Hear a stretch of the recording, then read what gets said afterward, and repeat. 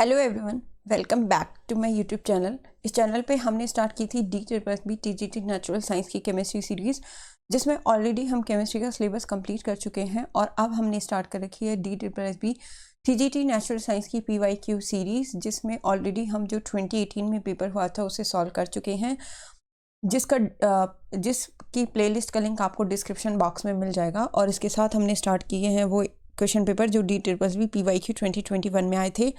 Already इसमें हम जो फीमेल शिफ्ट में एग्ज़ाम हुए थे उनको कवर कर चुके हैं और अभी लास्ट शिफ्ट वाला बच रहा है फीमेल शिफ्ट का, उसको अभी हम कवर कर रहे हैं। उसका भी एक पार्ट हम कवर कर चुके हैं, जैसे आज हम उसका सेकंड पार्ट कवर करने वाले हैं और इसके बाद हम उन एग्ज़ाम्स को कवर करेंगे जो मेल शिफ्ट में हुए थे। So let's get started.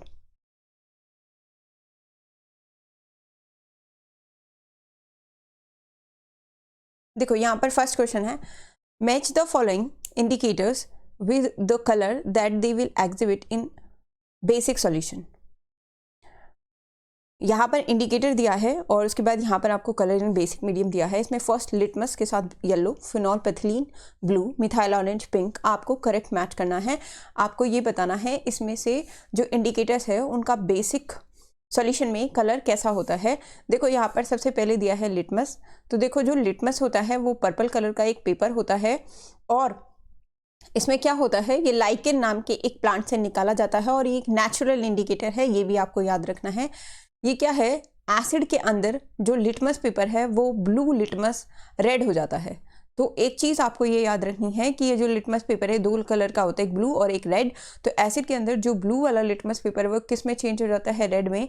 और अगर हम बेसिक सॉल्यूशन में बात करें तो बेस के अंदर ये क्या होता है, रेड कलर का लिटमस पेपर ब्लू में चेंज हो जाता है। तो ये रेड से किस में चेंज हो जाता है, ब्लू में।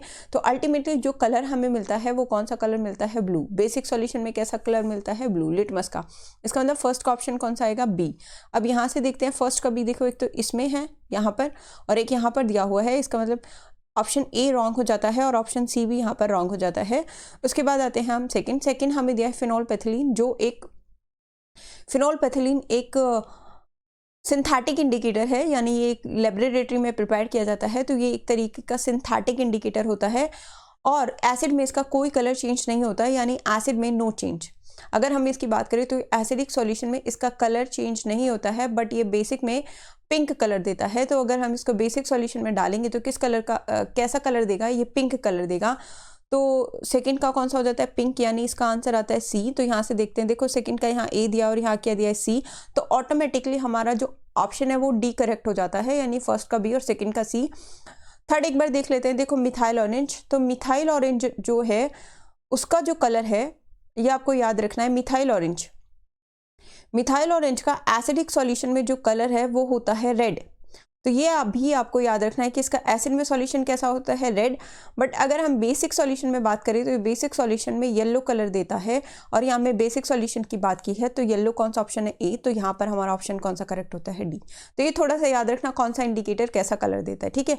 उसके अलावा जो फिनॉल पैथिलीन और मिथाइल ऑरेंज ये दोनों ही सिंथेटिक इंडिकेटर होते हैं, यानी ये लैब में प्रिपेयर किए जाते हैं, पर जो लिटमस है वो एक नेचुरल इंडिकेटर होता है, ये भी आपको याद रखना है। क्लियर। चलो next, Which of the following is not a property of ionic compounds। अब ये कहा है इसमें से कौन सी प्रॉपर्टी आयनिक कंपाउंड की प्रॉपर्टी नहीं है। यहाँ पर फर्स्ट है दे आर क्रिस्टलाइन सॉलिड, ये करेक्ट है। आयनिक कंपाउंड्स क्रिस्टलाइन सॉलिड होते हैं, हमें ये बताना है इसमें से कौन सी प्रॉपर्टी नहीं है, नॉट बताना है।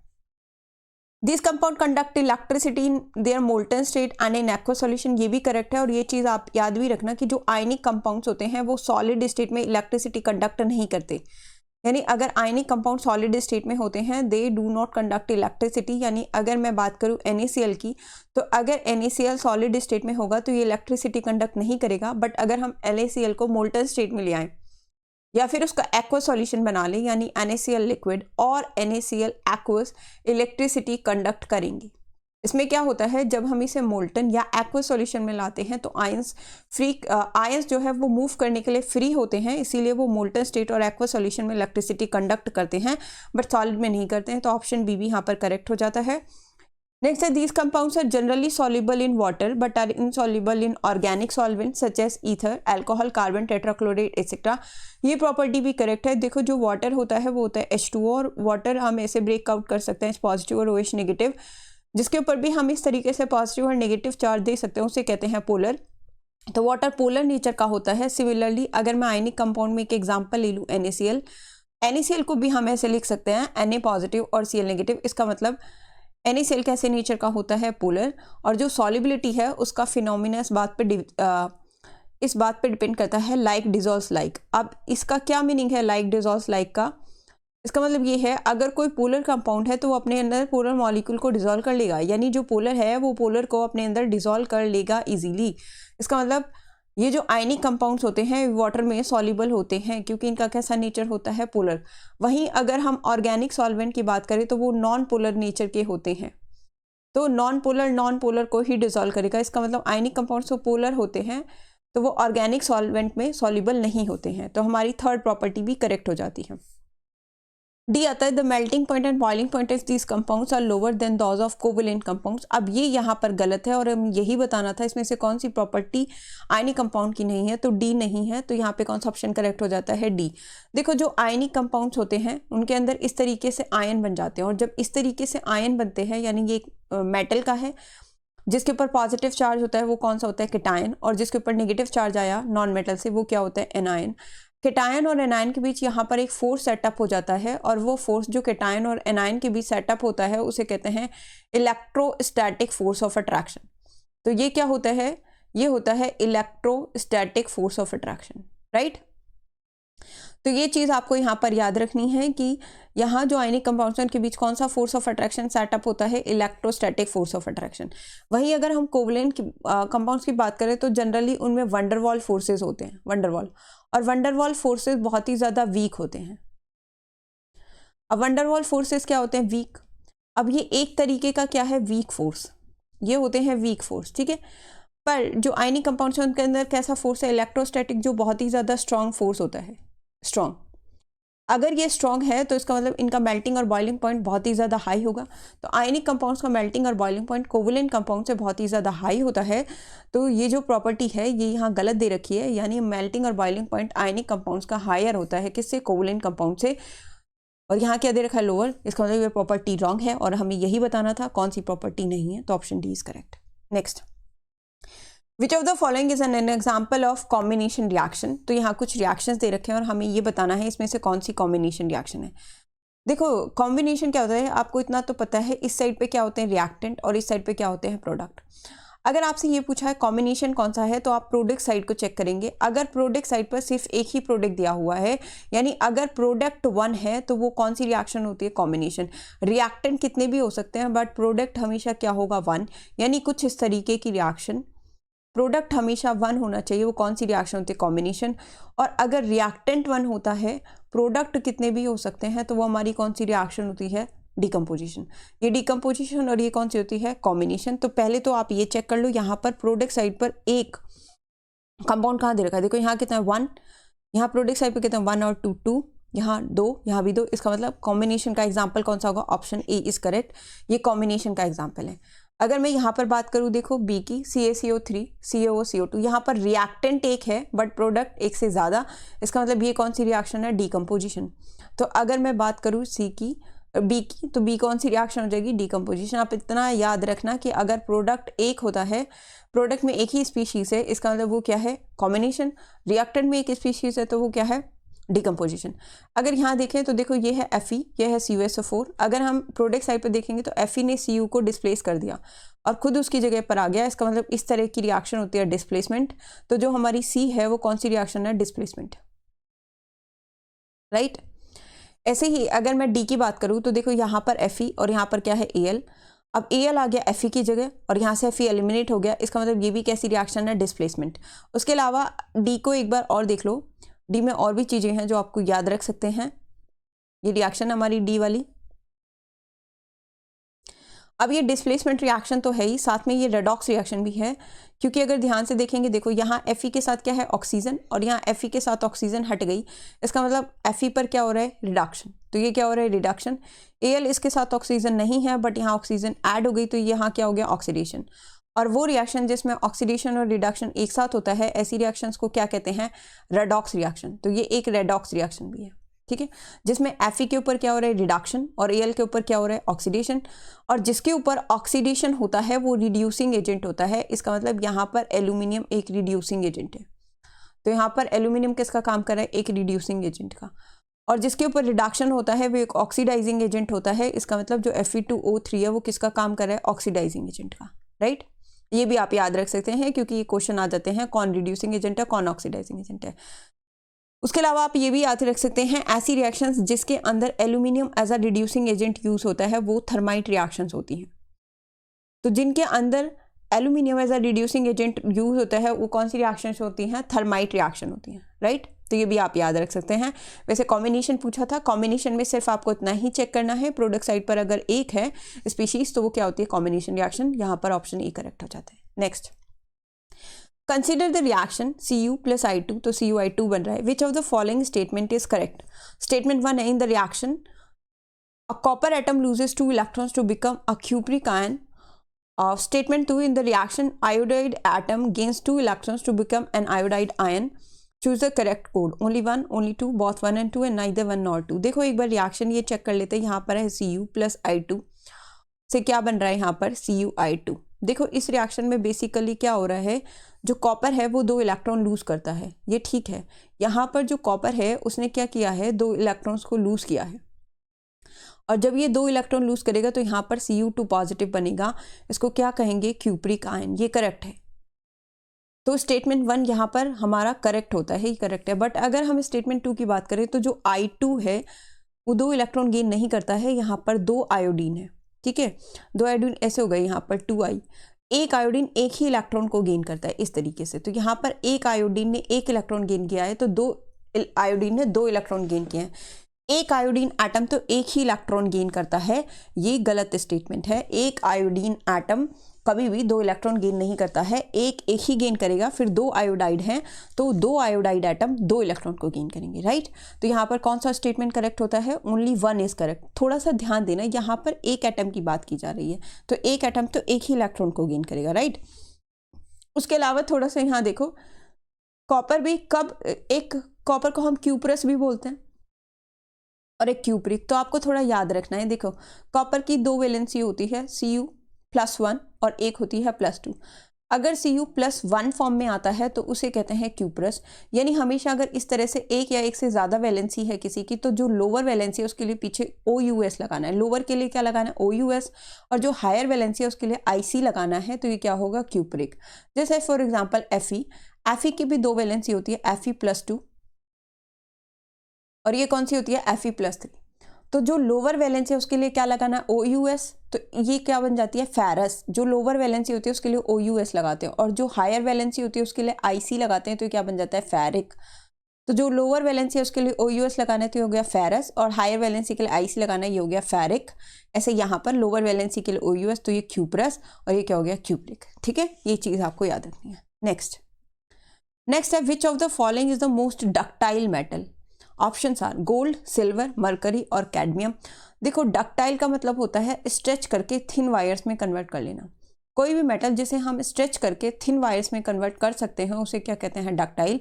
और सबसे ज़्यादा डक्टाइल मेटल होती है गोल्ड। गोल्ड के बाद आती है silver, but gold is a most ductile metal, तो इसका राइट ऑप्शन क्या होगा, गोल्ड। और एक चीज़ आपको यहाँ मरकरी की बात, और गोल्ड का सिंबल क्या होता है, AU।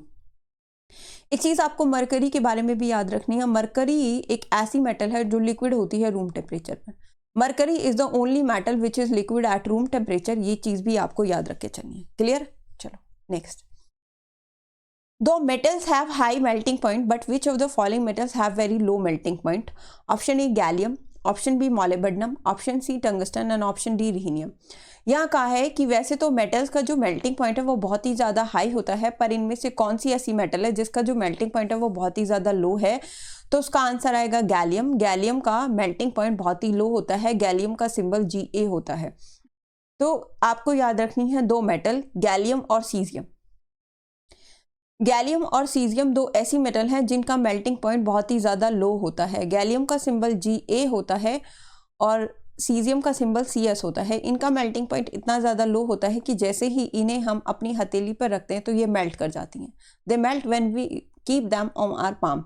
तो ये चीज़ आपको याद रखनी है, वो कौन सी दो ऐसी मेटल्स है जिनका मेल्टिंग पॉइंट बहुत ही ज़्यादा लो है, तो वो है गैलियम और कौन सी है, सीजियम, राइट। अब सीजियम यहाँ दिया नहीं है, कौन सा दिया था, गैलियम, तो गैलियम यहाँ पर राइट ऑप्शन हो जाता है। Next, what is the half life of 14C।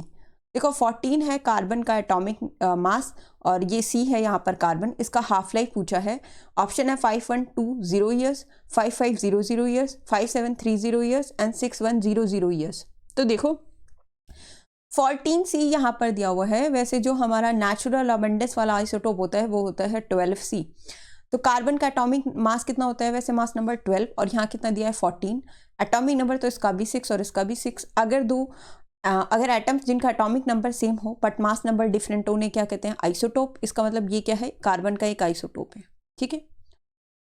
और इसे हम रेडियो एक्टिव कार्बन कहते हैं, रेडियो एक्टिव कार्बन, ठीक है।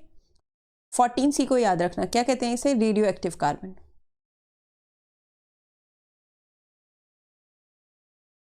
या फिर इसे यूज करते हैं डेटिंग में। डेटिंग का मतलब होता है ये फोसिल फ्यूल्स की एज निकालने में हेल्प करता है। तो ये किसकी एज कैलकुलेट करने में हेल्प करता है, फोसिल फ्यूल, यानी कोई पुराना, बहुत पुराना कोई हमें स्केलेटन मिला है, कोई हमें बोन मिली है, तो वो कितने साल, कोई हमें बहुत ही पुराना कोई ट्री है, तो भाई वो कितना पुराना है उसे हम किससे पता करते हैं, कार्बन 14, कार्बन डेटिंग उसमें यूज़ किया जाता है। तो ये चीज़ आपको याद रखनी है। अब यहाँ पूछा है इसका हाफ लाइफ। देखो हाफ लाइफ क्या होता है, मान लो जो अगर हमारे पास कोई ट्री है और उस ट्री में स्टार्टिंग में कार्बन 14 कितना था, यानी उसकी इनिशियल कॉन्सेंट्रेशन कितनी थी, तो मान लो अगर उसकी इनिशियल कॉन्सेंट्रेशन उस वक्त 100 थी, तो जिस टाइम पर वो आधी हो जाएगी, यानी उसके अंदर 50 कब बचेगी, किस टाइम पर वो 50 बचेगी, उस टाइम को कहा जाता है टी हाफ। टी हाफ का मतलब है हाफ लाइफ, यानी उसकी इनिशियल कॉन्सेंट्रेशन जितनी भी थी, जितना उसका इनिशियल कंटेंट था, मान लो अगर उसका इनिशियल कंटेंट 80 था, तो 80 का आधा कितना होगा, 40। तो वो किस टाइम पर 40 हो जाएगा, उस टाइम को क्या कहेंगे, टी हाफ, यानी क्या कहेंगे, हाफ लाइफ। तो जितना भी कॉन्सेंट्रेशन है उसका आधा जिस टाइम पर हो जाएगा उसे क्या कहते हैं, हाफ लाइफ। एग्जैक्टली हाफ जिस टाइम पर होता है उसे क्या कहते हैं, हाफ लाइफ। और इसे किससे रिप्रेजेंट करते हैं, टी हाफ से। ये आपको डायरेक्टली याद रखना है कि जो कार्बन की हाफ लाइफ है वो 5730 ईयर्स होती है। Option C is correct, right. चलो next, what is the density of diamond. यहाँ हमसे पूछा है डेंसिटी ऑफ डायमंड क्या होती है। ऑप्शन आर 3.51 ग्राम पर सेंटीमीटर क्यूब, 2.15 ग्राम पर सेंटीमीटर क्यूब, 4.16 ग्राम पर सेंटीमीटर क्यूब और 3.78 ग्राम पर सेंटीमीटर क्यूब। तो देखो जो डायमंड है उसकी डेंसिटी होती है 3.51 ग्राम पर सेंटीमीटर क्यूब, इसका ऑप्शन करेक्ट आएगा ए। इसके साथ साथ आप ग्रेफाइट की भी याद रखेंगे, तो जो ग्रेफाइट है उसकी डेंसिटी होती है 2.26 ग्राम पर सेंटीमीटर क्यूब। ये भी आपको याद रखना है क्योंकि डायमंड और ग्रेफाइट दोनों ही कार्बन के एलोट्रॉप हैं। डायमंड की स्ट्रक्चर जो है वो 3 डायमेंशनल टेट्राहेड्रल स्ट्रक्चर होती है और ग्रेफाइट की हेक्सागोनल स्ट्रक्चर होती है। दोनों की डेंसिटी याद रखेंगे, डायमंड की डेंसिटी 3.5 ग्राम पर सेंटीमीटर क्यूब होती है और ग्रेफाइट की 2.26 ग्राम पर सेंटीमीटर क्यूब होती है। करेक्ट। चलो next, which of the following is not a property of alkenes. तो इनमें से कौन सी प्रॉपर्टी एल्केन की नहीं है। दे आर कलरलेस, ये करेक्ट है। दे आर ओडोरलेस, यानी उनका ना कोई कलर होता है, ओडोर मतलब उनकी कोई स्मेल भी नहीं होती, ये भी करेक्ट है। दे हैव हाई रिएक्टिविटी, ये गलत है। जो एल्केन्स है उनकी रिएक्टिविटी बहुत ही कम होती है, तो ऑप्शन सी यहाँ पर करेक्ट हो जाता है क्योंकि हमसे ये पूछा कौन सी प्रॉपर्टी नहीं है, ये प्रॉपर्टी नहीं होती। डी हमें दिया the general formula of alkanes is CnH2n+2, ये भी करेक्ट है। एल्केन्स का जनरल फार्मूला CnH2n+2 ही होता है, ठीक है।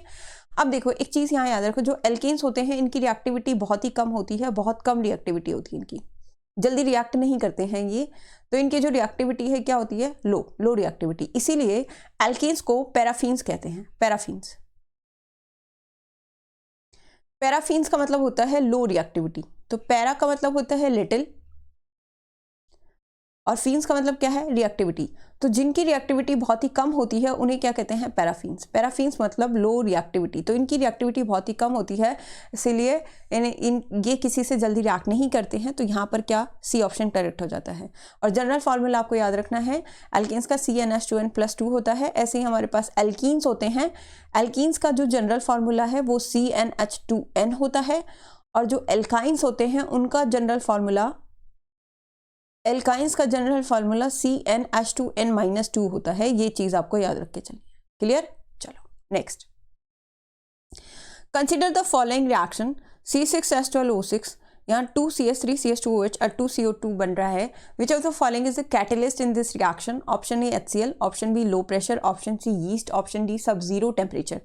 देखो ये रिएक्शन है इस तरीके से, यहाँ पर है C6H12O6, यहाँ क्या बन रहा है 2CH3CH2OH प्लस यहाँ से क्या निकल गया 2CO2। अब हमसे कहा है इस रिएक्शन में कैटलिस्ट क्या है, ठीक है। सबसे पहले तो देखो जो कैटलिस्ट होते हैं वो क्या होते हैं। कैटलिस्ट क्या होते हैं? जो किसी भी रिएक्शन की स्पीड को बढ़ा देते हैं, यानी ये क्या करते हैं, इंक्रीज रेट ऑफ रिएक्शन। अगर कोई रिएक्शन स्लो हो रही है तो वो कैटलिस्ट की प्रेजेंस में फास्ट हो जाती है। तो कैटलिस्ट क्या करते हैं, किसी भी रिएक्शन के रेट को इंक्रीज कर देते हैं, बट ये खुद रिएक्शन में पार्टिसिपेट नहीं करते। तो कैटलिस्ट रिएक्शन में पार्टिसिपेट नहीं करते, बट ये किसी भी रिएक्शन के रेट को इंक्रीज कर देते हैं। और आपको ये भी याद रखने हैं, कैटलिस्ट जो टर्म है वो बेर्जिलस ने दी थी। बेर्जिलस साइंटिस्ट था जिसने हमें कैटलिस्ट के बारे में बताया था, राइट। चलो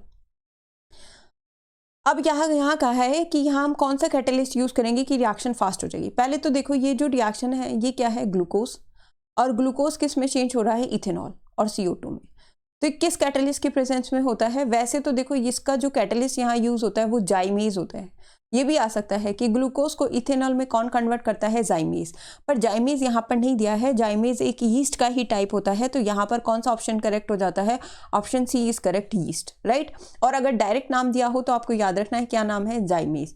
और आप ये भी याद रखना कि कैटलिस्ट क्या करते हैं, वो खुद पार्टिसिपेट नहीं करते हैं। जाइमेज इसमें पार्टिसिपेट नहीं कर रहा है, बट ये इसके रेट को बढ़ा रहा है, यानी ये रिएक्शन फास्ट हो जाती है। तो जो ग्लूकोज है वो बहुत इजीली और जल्दी इथेनॉल में कन्वर्ट हो जाता है। और कैटलिस्ट के बारे में सबसे पहले किसने बताया था, बेर्जिलस ने, राइट। चलो next, which of the following is not a main raw material for the manufacture of cement? Options are limestone, option B gypsum, option C clay, और ऑप्शन डी है कैल्शियम ऑक्सीक्लोराइड। यहाँ हमसे कहा है कि इसमें से कौन सा सीमेंट के मैन्युफैक्चर में रॉ मटेरियल की फॉर्म में यूज नहीं होता है। तो लाइमस्टोन तो है, जिप्सम भी है, क्ले भी है, एल्यूमिना भी होता है, बट कैल्शियम ऑक्सीक्लोराइड नहीं होता है। कैल्शियम ऑक्सीक्लोराइड सीमेंट के मैन्युफैक्चर का रॉ मटेरियल नहीं है। तो इसमें ऑप्शन कौन सा करेक्ट हो जाता है, D. Next, which of the following is the chemical formula of polyethylene terephthalate और पेट, PET पेट। तो यहाँ कुछ ऑप्शन दिया और आपको ये बताना है कि इसमें से पॉलीइथाइन टेरिथैलेट का फॉर्मूला कौन सा है। तो सबसे पहले तो ये देखो, ये जो पॉलीइथाइलिन टेरिथैलेट है ये एक पॉलीमर है। पॉलीमर अलग से जो मैन मेड वाली यूनिट है, मैन मेड मटेरियल, उसमें हमें पॉलीमर का एक टॉपिक दे रखा है और उसमें पॉलीमर्स के बारे में पूरा कवर करवा रखा है। तो वो आप जाकर देख सकते हैं। उसकी प्लेलिस्ट का लिंक भी मैं आपको डिस्क्रिप्शन बॉक्स में दे दूंगी, तो आप पॉलीमर वाला जाकर वहाँ से देख लेना। तो देखो यहाँ पर पॉलीइथाइलिन टेरिथैलेट एक पॉलीमर होता है। पॉलीमर एक लार्ज मॉलिक्यूल होता है जो बहुत छोटी छोटी यूनिट्स को बार बार रिपीट करने से बनता है, और उन छोटी यूनिट्स को हम क्या कहते हैं, मोनोमर्स। तो मोनोमर्स के रिपीटिशन से क्या बनता है, पॉलीमर। एक तो आपको ये भी याद रखना है कि जो पेट है यानी पॉलीइथाइलिन टेरिथैलेट, इसके मोनोमर एक तो होता है टेरिथैलिक एसिड। तो एक इसका मोनोमर क्या होता है, टेरिथैलिक एसिड, और एक इसका मोनोमर होता है इथाइलिन ग्लाइकॉल।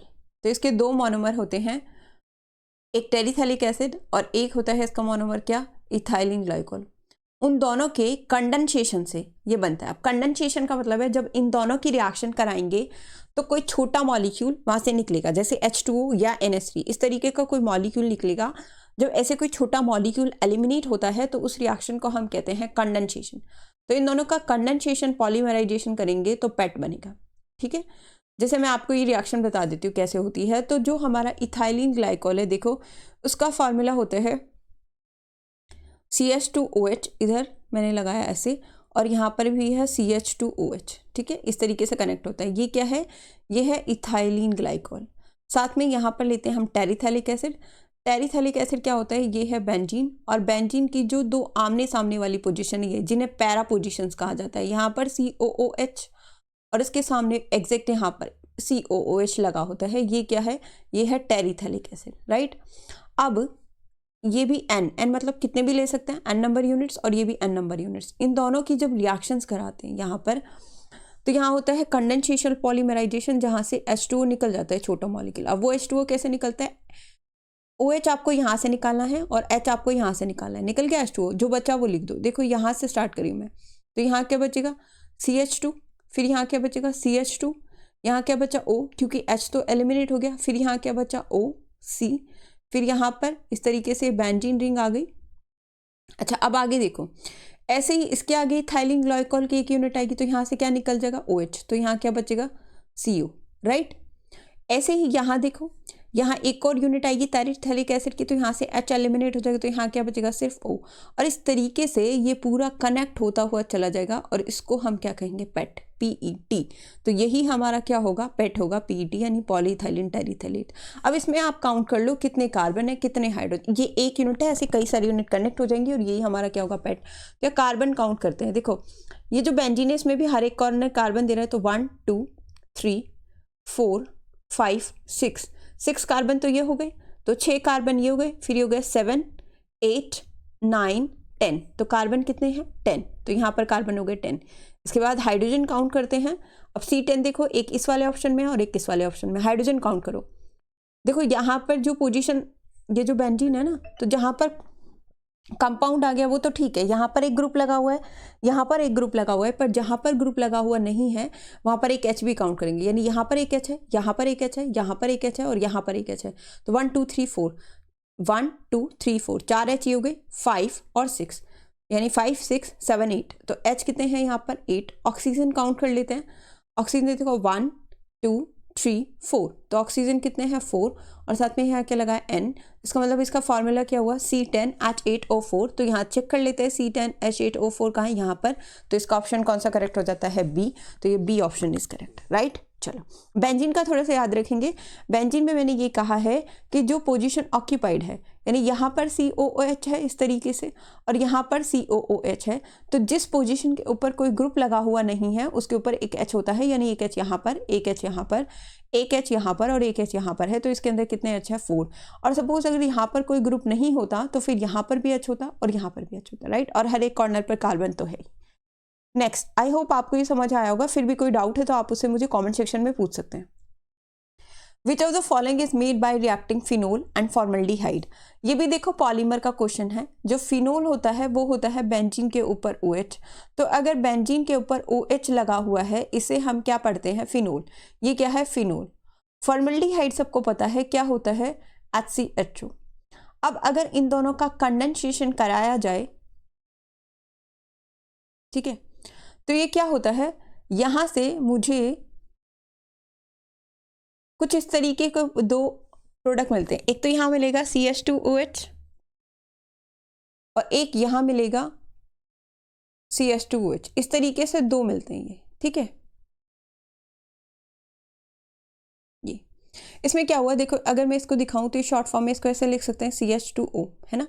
अब ये CH2OH एक बार इस पोजीशन पे आ जाता है और एक बार इस पोजीशन पर आ जाता है। अब ये जो बना इसे हम कहते हैं ऑर्थो हाइड्रोक्सी बेंजाइल अल्कोहल। तो इसे हम क्या कहते हैं, इसे हम कहते हैं ortho hydroxy benzyl alcohol.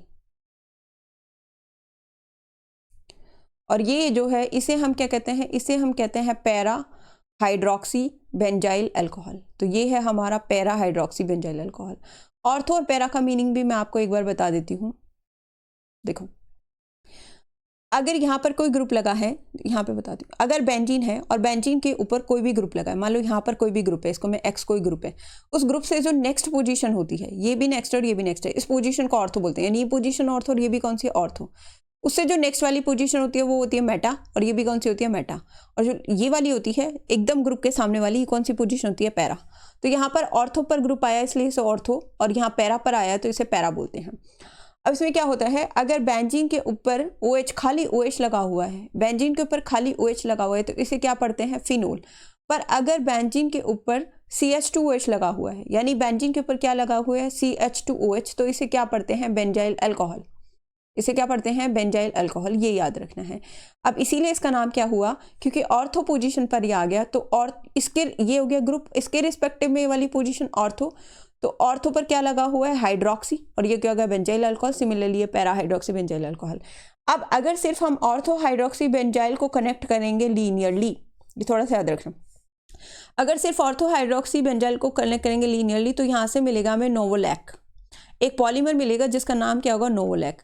But अगर हम इन दोनों को कंडेंस कराएंगे और स्ट्रक्चर बनाएंगे तो जो जो पॉलीमर हमें मिलेगा वो मिलेगा बेकालाइट। तो ये चीज़ आपको याद रखना, ऑर्थो और पैरा दोनों के कंडेंसेशन से जो मिलता है वो होता है बेकालाइट, और सिर्फ ऑर्थो से क्या मिलता है, नोवोलैक। तो यहाँ पे नोवोलैक तो ऑप्शन में नहीं है, कौन सा, बेकालाइट, तो यहाँ से क्या मिलेगा, बेकालाइट, राइट। तो ये थोड़ा सा याद रखना। फिनोल और फॉर्मल्डिहाइड यानी इसके मोनोमर हो गए, मोनोमर वो जिससे पॉलीमर बनता है, बेकालाइट एक पॉलीमर हो गया, और ये कौन से मोनोमर से बना है, फिनोल और फॉर्मल्डिहाइड। यहाँ पे थोड़ा स्पेलिंग सही रख लेना, फॉर्मल्डिहाइड है ये, फॉर्मल्डिहाइड, राइट। अच्छा, पॉलीथीन का जो मोनोमर है वो इथीन होता है, PTFF। देखो पहले नाइलॉन 6 है, तो नाइलॉन 6 के जो मोनोमर है वो होता है एक एडिपिक एसिड, तो इसका एक तो होता है एडिपिक एसिड और एक होता है इसका हेक्सामिथाइलिन डायमाइन। तो इसके जो मोनोमर होते हैं वो होता है एक एडिपिक एसिड और दूसरा कौन सा होता है, हेक्सामिथाइलिन डाइअमाइन, राइट। चलो, उसके अलावा एक बच गया हमारा कौन सा, PTFE। PTFE होता है पॉलीटेट्राफ्लोरोइथाइलिन। तो पॉलीटेट्राफ्लोरोइथाइलिन होता है और ये होता है CF2 डबल बॉन्ड CF2, इसे बोलते हैं टेट्राफ्लोरोइथाइलिन। ये इसका मोनोमर होता है टेट्राफ्लोरोइथाइलिन, और इसे शॉर्ट में टेफ्लॉन भी कहते हैं। इसका जो मोनोमर पॉलीमर बनेगा उसे क्या कहेंगे, Teflon, right.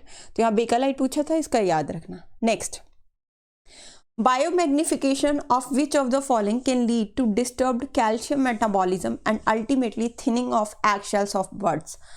Option A lead, option B mercury, option D DDT, option C DDT and option D zinc।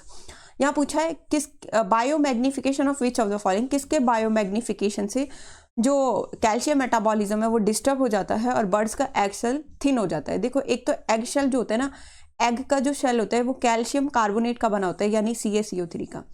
तो किसके बायोमैग्निफिकेशन से कैल्शियम मेटाबॉलिज्म कम होता है, जिससे एग शेल की थिनिंग होती है, तो इसका ऑप्शन क्या है, DDT। देखो, ये चीज़ आप याद रखना, अगर कहीं भी बायोमैग्निफिकेशन वर्ड लिखा और उसका पूछा जाए तो आप ज़्यादातर DDT ही याद रखना। DDT एक पेस्टिसाइड होता है जिसका फुल फॉर्म होता है डाइफेनाइल ट्राइक्लोरोइथीन, ठीक है, ट्राइक्लोरोइथीन। अब ये आप याद रखेंगे और इसके बायोमैग्निफिकेशन से बहुत ज़्यादा प्रॉब्लम होती है, और जो बर्ड्स है उनका एग सेल भी थिन इसी की वजह से होता है। Next, consider the following statement about an air pollutant. एक एयर पॉल्यूटेंट के बारे में यहाँ पर कहा गया है, आपको ये बताना है कि वो किस एयर पॉल्यूटेंट के बारे में बात हो रही है। स्टेटमेंट 1 में कहा है, it is produced by the incomplete combustion of fuels like petrol, natural gas, coal और वुड। अब statement 2, it is colourless and odorless gas. Which of the following gases is being talked about?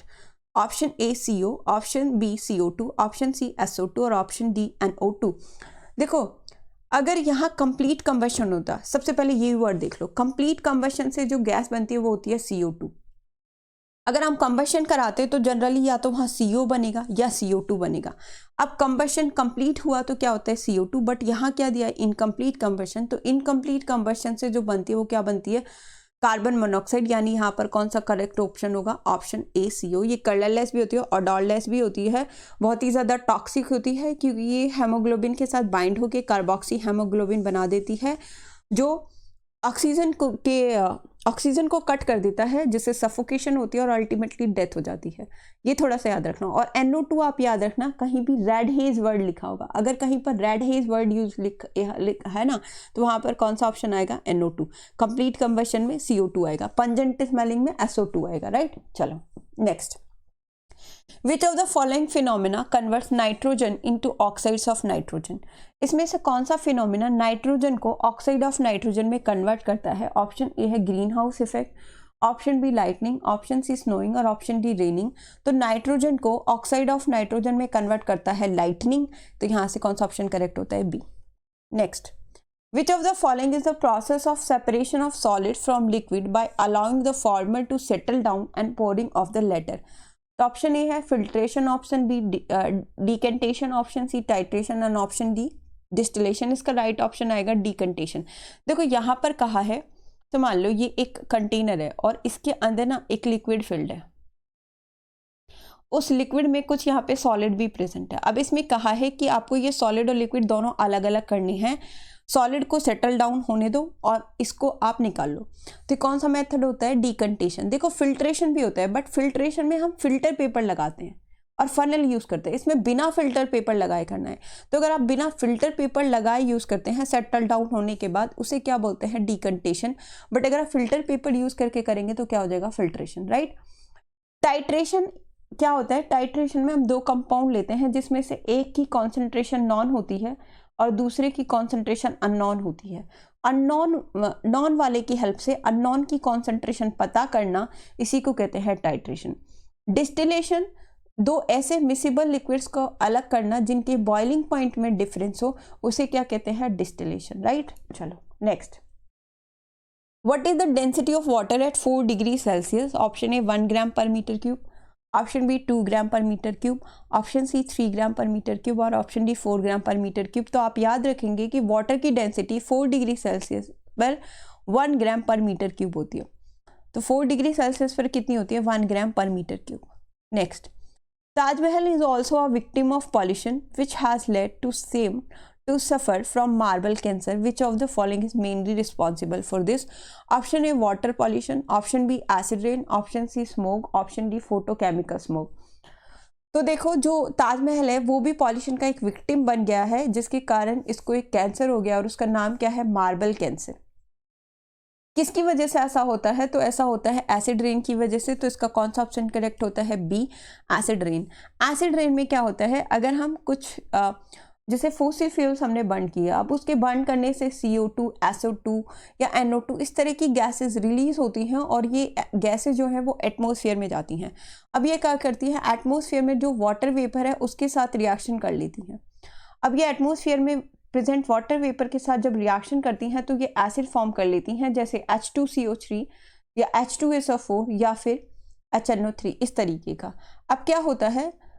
अगर जो rain के time पे जो पानी नीचे आता है, अगर उसकी pH 5.5 से कम हुई तो वो रेन क्या होती है? Acid rain. अब उस एसिड रेन में मेनली ये जो H2SO4 होता है ये क्या करता है?